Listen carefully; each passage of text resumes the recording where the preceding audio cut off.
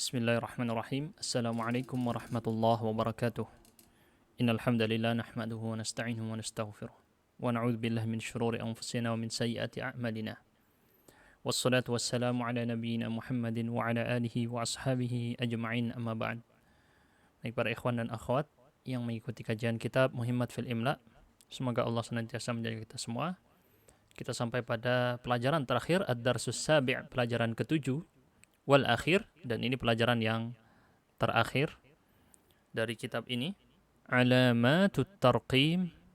Kita akan membahas Alamatut Tarqim, atau kalau diartikan ke dalam bahasa Indonesia adalah tanda baca. Ya. Al-maqsud bit tarqim. Nah, di sini beliau kemudian menjelaskan definisi dari apa yang dimaksud dengan at-tarqim.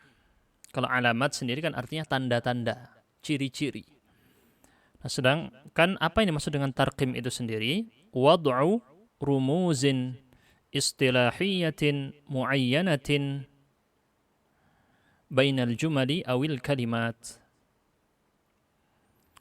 Jadi, yang dimaksud dengan tarqim adalah meletakkan rumuz. Rumuz itu adalah simbol, meletakkan simbol-simbol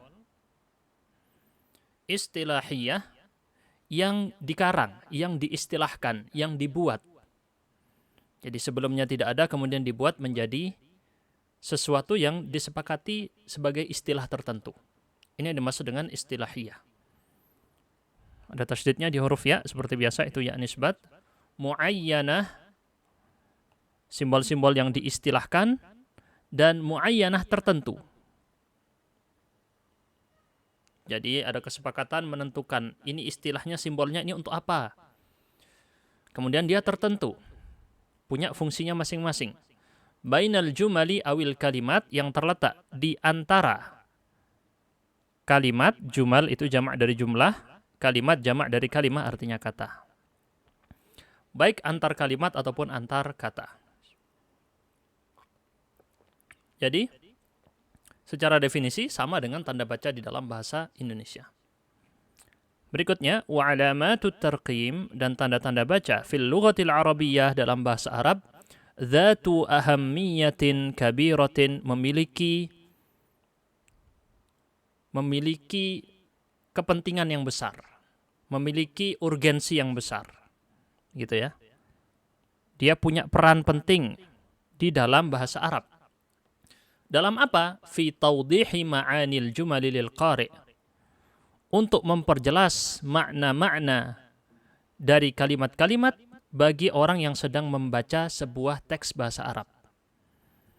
Jadi fungsinya kalau kita catat di sini adalah untuk tawdih, memperjelas makna-makna dari kalimat yang sedang dibaca oleh si pembaca. Wahia fil kitabati, dan dia di dalam penulisan, tughni 'anil isyarah bil wasailil ukhra allati yastakhdimuha al mutahadditsu lit ta'biri amma fi nafsihi.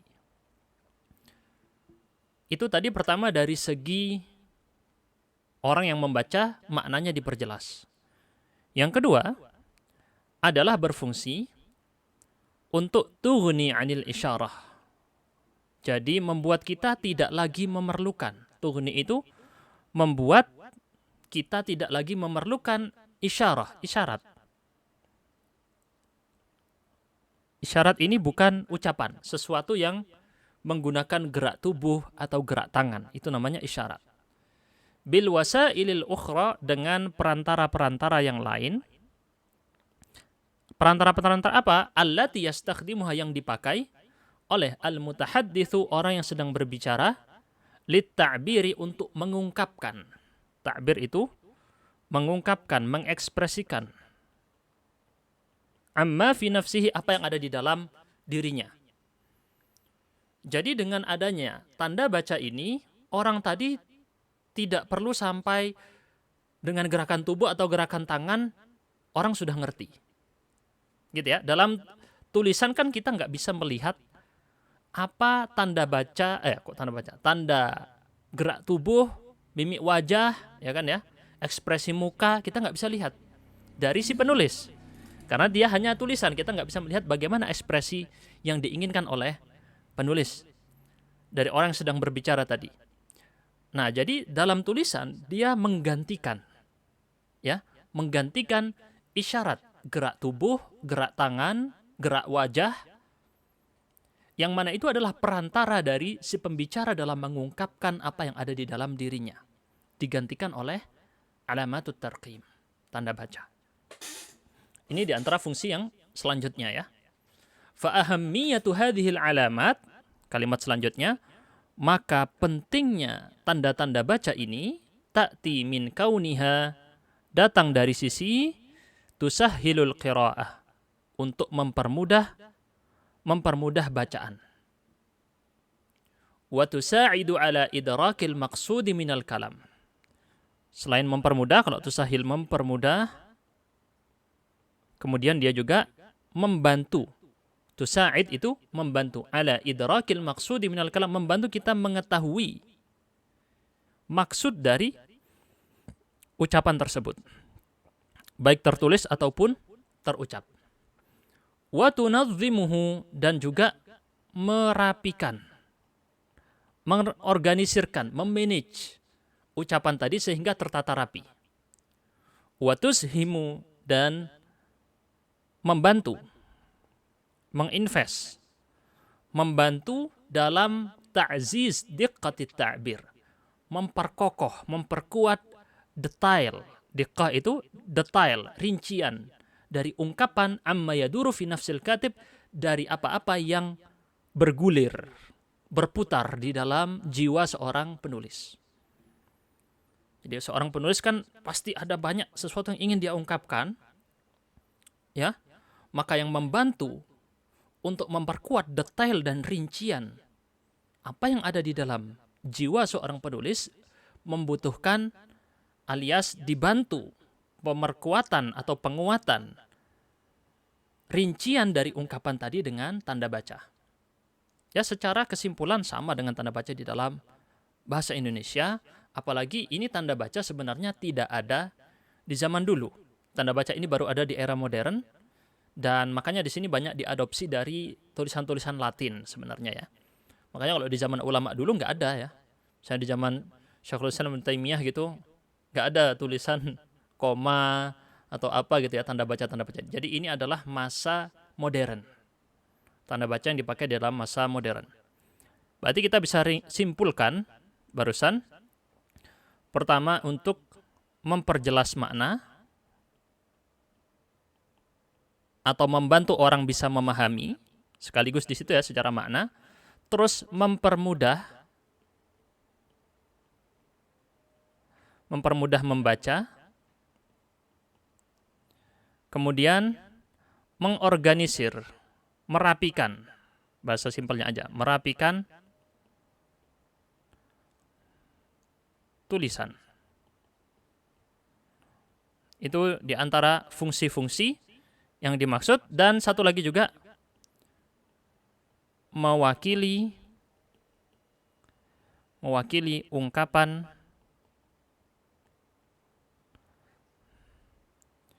dari emosi penulis.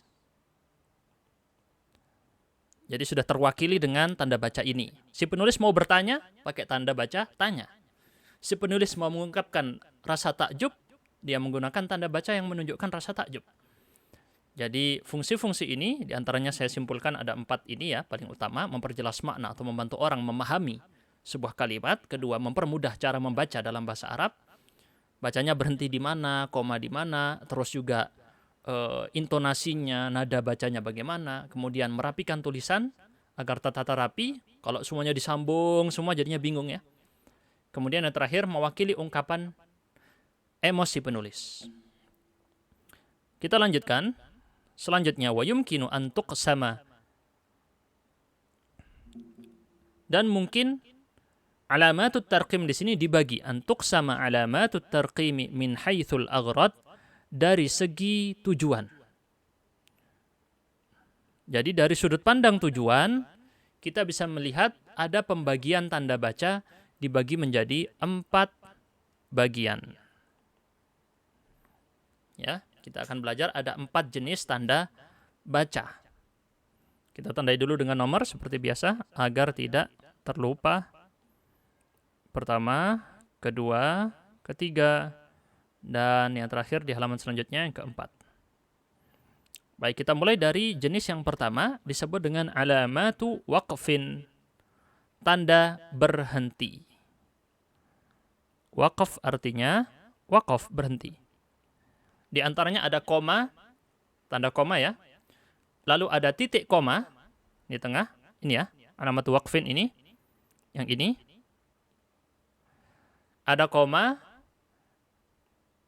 ada titik koma, dan ada titik. Tumakkinul qari'a minal wuqufi indaha. Membuat seorang pembaca tadi ini bisa termudahkan dalam berhenti padanya. Baik lil istirahati, baik untuk beristirahat sejenak, au akhdhin nafasi ad-daruriyyi, atau untuk mengambil nafas. Ya, mengambil nafas yang harus. Ad-daruri itu harus dilakukan, darurat. Kalau nggak ngambil nafas ya nggak mungkin ya, pasti harus ngambil nafas.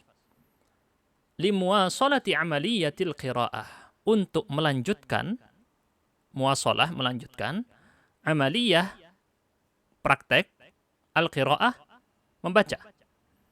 Walitajannubi, dan untuk menjauhi tadakhulil kalami wal ma'ani, dan juga untuk menjauhkan daripada tadakhul. Tadakhul itu saling masuk. Ucapan-ucapan dan makna-makna saling masuk. Lafaz dan makna saling masuk. Maksudnya apa? Tabrakan. Kalau kita dengar ada orang membaca sebuah kisah, ya, dibaca gak ada berhentinya, terus bla bla bla bla bla bla bla gitu ya. Bingung kita. Bahkan ada yang salah kita memahaminya karena ada yang tidak berhenti. Yaitu yang dimaksud tadakhulul kalam. Saling masuklah ucapan tadi sehingga tabrakan. Gitu ya. Tabrakan antar ucapan, tabrakan sehingga menimbulkan maknanya juga tabrakan. Yang dimaksud dari pengarang jadinya beda dengan yang dibaca. Baik, ini yang pertama. Kedua, alamatu ta'birin. Tanda ta'bir. Ta'bir adalah tadi ekspresi atau ungkapan. Tanda-tanda mengungkapkan sesuatu, mengekspresikan sesuatu. Di antaranya kita lihat di sini, ada apa saja dalam bahasa Arab? Ada titik 2. Dan ini ada yang tidak terdeteksi di dalam ini ya. Dan saya sudah cek juga di komputer juga nggak muncul. Jadi ada tanda baca yang di sini tidak terlihat. Mungkin nanti di halaman selanjutnya akan ketahuan ini tanda baca apa. Lalu ada tanda tanya dan ada tanda seru. Hiya alamatu waqfin aidan. Dia juga tanda baca berhenti. Sama dengan yang di atas. Sama-sama digunakan untuk berhenti. Lakinnaha, tetapi bil idhafati ila dzalika, selain dia berfungsi untuk berhenti, tatamayyazu, dia memiliki kekhususan spesial, binabaratin atau binabarat, bisa baknya disukunkan, bisa juga difathahkan. Binabaratin jamak dari nabrah, artinya adalah intonasi suara atau naik turunnya nada.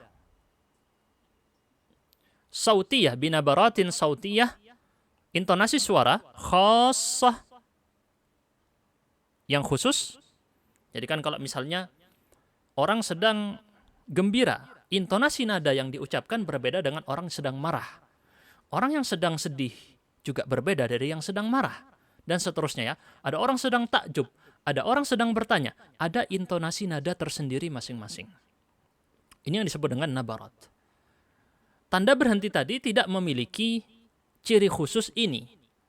Jadi alamatu ta'bir, dia juga tanda berhenti. Ketika orang mengucapkan, melihat ada tanda ta'bir seperti titik 2 atau tanda tanya atau tanda seru, maka dia berhenti sebentar, ya, tetapi ada kekhususan yaitu menambahkan intonasi nada. Nadanya dibedakan. Wanfi'alatin, dan emosi. Infial itu emosi, perasaan nafsiyah, perasaan yang ada di dalam jiwa, muayyanah tertentu athna al-qiraah, ketika sedang membaca. Berarti seorang tadi misalnya sedang bertanya, contoh ya. Misalnya dia bilang, "Aina abuk?" Dia bilang, "Di mana ayahmu?" "Aina abuk?" "Aina abuk?" Berbeda dengan orang yang sedang pakai tanda seru. Misalnya takjub ya. "Ma ajmala hadzal jabal." Misalnya dia sedang takjub dengan sesuatu. Betapa bagusnya gunung ini. "Ma ajmala hadzal jabal." Beda dengan "Aina abuk?" Nah, ada suara yang tentu berbeda-beda juga tergantung dari logat yang kita pakai, aksen yang kita pakai, budaya yang ada sekitar kita, itu juga membuat nada-nada ini berbeda. Sedangkan nada ini tidak bisa muncul di dalam tulisan. Inilah fungsi tanda tanya dan tanda seru di dalam tulisan, membantu kita mengetahui apa sebenarnya perasaan yang sedang diwakili. Apa emosi yang sedang diwakili? Apa intonasi yang sedang diwakili? Selanjutnya, alamatu hasrin, tanda hasr. Hasr itu adalah pembatasan. Tanda batas. Tandanya di sini kita sebut juga tanda batas. Di antaranya ada apa saja? Ada tanda petik, dalam bahasa kita disebut tanda petik, yang perpasangan ini ya. Lalu ada tanda kurung, tanda petik, tanda kurung, dan tanda ini biasa disebut tanda strip ya. Walaupun sebenarnya bukan tanda strip, tapi orang Indonesia suka bilangnya ini tanda strip. Lebih tepatnya adalah disebut dengan tanda hubung. Saya tulis di sini biar nggak lupa ya. Ini petik, ini kurung. Dalam bahasa Indonesia yang di paling kiri ini namanya tanda hubung. Kalau orang biasa bilang strip, tanda strip gitu ya. Tusahimu fi tanzimi, dia membantu dalam merapikan kalam, merapikan ucapan, mengorganisir, membuatnya lebih terstruktur rapi. Tunadh fi tanzimil kalamil maktub, dalam ucapan yang sedang ditulis, yang sudah tertulis, maksudnya tulisan. Wa tusa'idu ala fahmihi, dan membantu dalam memahaminya. Ya, sama dengan tujuan dari tanda baca yang lain. Bedanya di sini dia lebih khusus untuk merapikan, lebih khusus dari yang lain. Jadi kalau ada tanda petik, kita tahu, oh ini adalah ucapan yang sedang diucapkan. Tanda kurung, oh berarti dia ada penjelasan terhadap kata sebelumnya. Atau tanda hubung, oh ada fungsinya tersendiri tanda hubung. Di antaranya untuk apa misalnya, nanti kita kenal satu persatu. Wa yumkinul yaum, dan hari ini, mungkin, wa yumkinul yaum, hari ini, al-yauma, maksudnya di zaman modern sekarang ini, hari ini maksudnya di zaman modern sekarang ini, idhafatul alwan, bisa menambahkan warna-warna. Wa anmatil khutut, dan pola. Alwan itu warna, anmat itu pola, bentuk. Bentuk-bentuk al-khutut. Al-khutut itu garis. Lita'diyatil gharadi nafsihi. Untuk menyampaikan apa tujuan. Gharad itu tujuan. Untuk menyampaikan tujuan dari si penulis. Jadi bisa ditambahkan warna tertentu. Ya, dengan warna tadi bisa ketahuan, maksudnya dalam rangka untuk merapikan ucapan tadi. Yang warna merah beda dengan warna biru, dibedakan misalnya ya. Ada tujuan tertentu. Jadi zaman sekarang nggak harus dengan tanda batas. Tapi juga dengan warna ataupun pola bentuk garis. Khutut ini pola garis. Ya seperti ketika saya sedang menjelaskan seperti ini. Atau nanti lebih rincinya kita lihat di dalam teks rincian yang ada di episode selanjutnya insya Allah. Kita lanjut pada jenis yang keempat. Alamatu tawdihin idhafiyatun. Tanda tawdih, penjelas. Idhafiyatun, tambahan. Dia ditambahkan. Ada apa saja di sini? Di antaranya, seperti kita bilang, ini adalah tanda-tanda modern ya. tanda-tanda bacanya di sini memang tanda baca modern, sama dengan plus, kali atau silang, garis miring, dan juga tanda apa ini istilahnya ya, semacam bunga gitu ya bentuknya ya, bintang biasanya ya, disebut tanda bintang, cuman di situ gambarnya bentuk bunga. Kalau dalam bahasa Arab nanti biasanya dikenal najm gitu ya, najm itu bintang. Qad tatadakhalu ma'a sabiqatiha. Nah, qad tatadakhal, dia bisa kadang-kali, qad di sini bertemu dengan fi'il mudhari maksudnya terkadang, tatadakhal masuk, saling masuk. Maksudnya dia tiba-tiba nyempil atau masuk di dalam ma'asabiqatiha bersama yang disebutkan sebelum-sebelumnya fil gharad, dalam tujuan. Maksudnya dengan 3 jenis tadi. Jadi dia punya tujuan yang mirip dengan yang lainnya tadi. Baik untuk berhenti bisa, untuk ungkapan bisa, untuk batas juga bisa. Gitu ya. Lakinnaha, tetapi apa di sini bedanya? Lakinnaha tatamayyazu biddalalati 'ala tanbihat. Dia khusus punya fungsi tersendiri. Apa kekhususannya di sini? Menunjukkan tambihat, digunakan untuk menarik perhatian, memberikan peringatan. Tambihat itu peringatan atau perhatian. Perhatian gitu ya, menarik perhatian. Allati yawaddul katib, yang mana si penulis ingin, yawaddul katib isalaha ilal qari. Si penulis ingin menyampaikan tarikan perhatian dan peringatan ini kepada si pembicara. Si pembaca, maaf. Ilal qari, si pembaca. Liyalfitan tibahahu ila waslil jumali mathalan wa mutaba'atiha. Untuk liyalfit, menarik, intibah, perhatian, konsentrasi. Intibah itu konsentrasi, perhatian.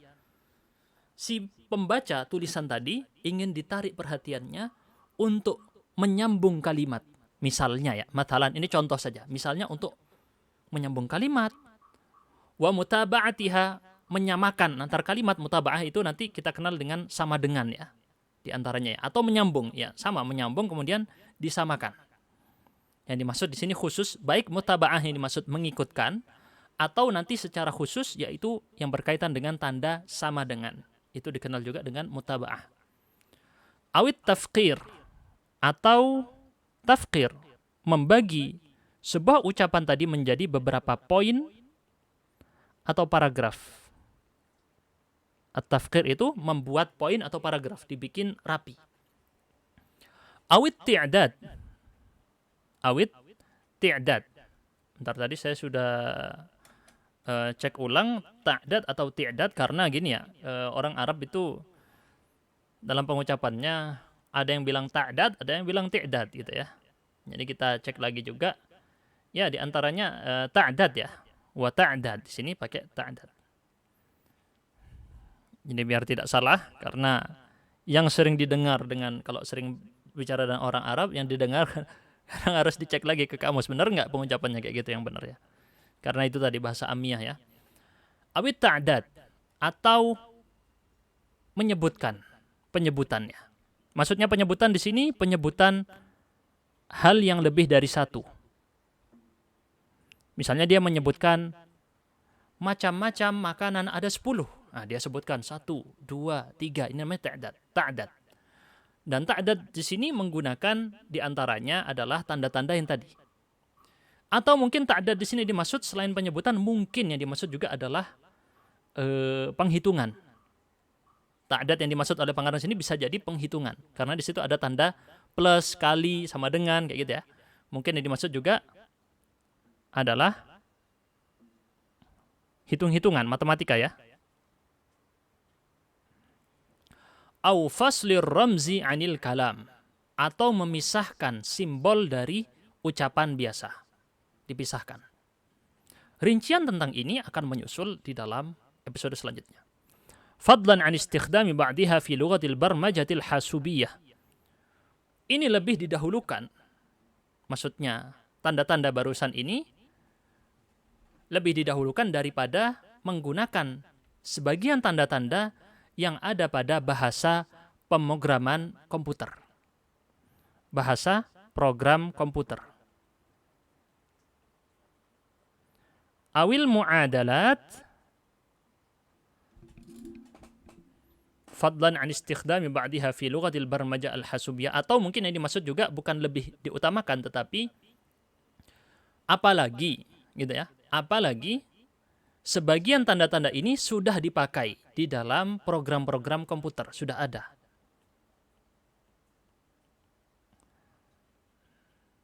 Awil mu'adalat ar-riyadiyah wal handasiyah, atau persamaan matematika. Kalau misalnya di ilmu matematika kan ada persamaan.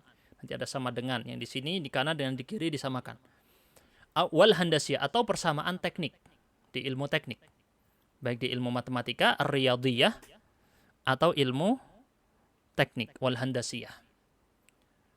Itu kemungkinan ya dari arti fadlan an istikhdami ba'diha, antara yang dimaksud adalah ini lebih dipakai dibandingkan penggunaan sebagiannya di program komputer, ataukah yang dimaksud dari pengarang di sini adalah terlebih lagi gitu ya, terlebih lagi tanda-tanda baca barusan ini yang disebut dengan yang bagian keempat, alamatu tawdihin idhafiyatun, itu sudah dikenal penggunaan sebagiannya di dalam program komputer ataupun persamaan matematika dan persamaan teknik. Wallahu a'lam bishawab. Itu kira-kira untuk materi kali ini sebagai pendahuluan sebelum kita masuk kepada tanda baca yang lebih rinci. Subhanakallahumma bihamdika asyhadu an la ilaha illa anta astaghfiruka wa atubu ilaik.